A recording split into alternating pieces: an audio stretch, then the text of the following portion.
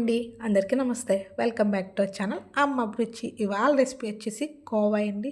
చాలా బాగా వచ్చిందండి. ఫస్ట్ టైం ట్రై చేయాలనుకున్న ఈ కొలతల్లో ఈ ప్రాసెస్లో ట్రై చేయండి. మీకు ఖచ్చితంగా సూపర్గా వస్తుంది, నాది గ్యారంటీ. చాలా అంటే చాలా టేస్టీగా ఉంది. బయట కొన్న వాటికన్నా ఇంట్లో చేసుకున్నదే హెల్తీగా ఉన్నట్టు ఉంటుంది. అంతేకాకుండా టేస్ట్ కూడా చాలా బాగుంటుంది. ప్రాసెస్లోకి అయితే వెళ్ళిపోదాం. ఎత్తడి పళ్ళాన్ని అయితే తీసుకోవాలండి. కలర్ చేంజ్ అవ్వకుండా మనకు కోవా తెల్లగా రావాలి అంటే ఖచ్చితంగా ఎత్తడి పళ్ళాన్నే తీసుకోవాలండి. లేదు కలర్ చేంజ్ అయినా పర్లేదు అంటే మీకు ఏది అవైలబుల్గా ఉంటే వాటిని అయితే తీసుకోండి. నేనైతే ఎత్తడి పళ్ళెం పెట్టుకోమని చెప్తాను. అలాగే పెట్టేటప్పుడు శుభ్రంగా కడుక్కోండి, లేదంటే పాలు అనేవి విరిగిపోతాయి. పళ్ళెం పెట్టేటప్పుడు 1కి 2 సార్లు అయితే కడుక్కొని అయితే పెట్టుకోవాలండి. నేను వచ్చేసి 2 లీటర్ల పాలనైతే తీసుకున్నాను. పళ్ళెంలో 2 లీటర్ల పాలనే వేసేయాలండి. వేసిన దగ్గర నుంచి కలుపుతానే ఉండాలి. 2 లీటర్ల పాలకి గంటన్నర టైం అయితే పట్టిందండి. టైం ప్రాసెస్, కానీ టేస్ట్ అయితే బాగుంటుంది. ఈ కొలతలో మీకు ఎన్ని లీటర్ల పాలైనా చేసేయచ్చండి, కానీ ఓపిక అనేది ఉండాలి.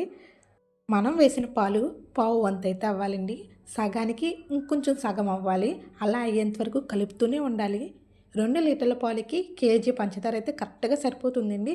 పిల్లలు తింటారు అనుకుంటే కేజీ కూడా పూర్తిగా వేయకండి, కొంచెం తగ్గించుకుంటే బాగుంటుంది.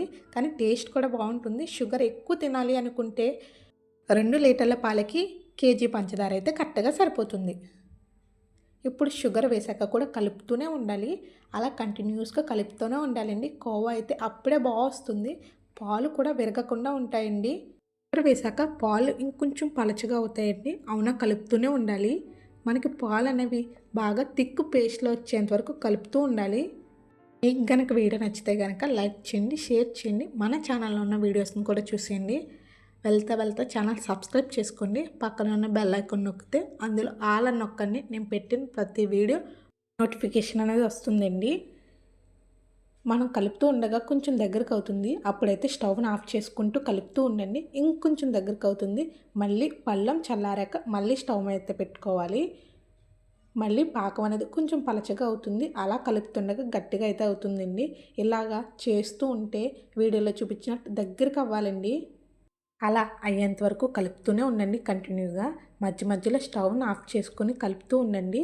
తర్వాత పళ్ళెం చల్లారాక మళ్ళీ స్టవ్ అయితే పెట్టుకోవాలి. వీడియోలో చూపించినట్టు ఇలా వస్తే సరిపోతుందండి. మనకు కోవా అయితే రెడీ అయిపోయినట్టే. దీనిని ఇంకొంచెం దగ్గరికి అయ్యేంత వరకు కలుపుతూ ఉండండి. అలాగే కోవాలను అయితే వెంటనే చేసుకోవాలండి, లేదంటే పొడిగా అయిపోయి మనకు ఉండైతే రాదు. వేడివేడిగా ఉన్నప్పుడే వెంటనే కోవాలు చేసుకుని నొక్కేసుకోవాలి. మీకు ఏ సైజులో కావాలితే ఆ సైజులో అయితే చేసేసుకోండి. కోవాలని నొక్కేసుకోండి, అంతేనండి. చాలా చాలా ఈజీగా ఉంటుంది. ఇదే ప్రాసెస్లో మీరు కూడా ట్రై చేయండి, మీకు కూడా బాగా వస్తుంది. ఒకటి గుర్తుపెట్టుకోండి, చేసేటప్పుడు కలుపుతూనే ఉండాలి. అప్పుడే కోవా అనేది బాగా వస్తుంది. పాలు విరగకుండా చూసుకోండి.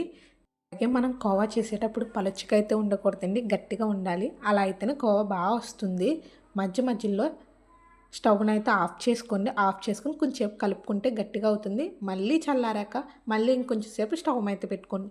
ఇలా చేయండి. కోవా అయితే చాలా బాగా వస్తుంది, చాలా టేస్టీగా ఉంటుంది. ఖచ్చితంగా మీరు కూడా ట్రై చేసి మీకు ఎలా వచ్చిందో కామెంట్ చేయండి. వెళ్తే ఛానల్ సబ్స్క్రైబ్ చేసుకుని వెళ్ళండి. Thanks for watching.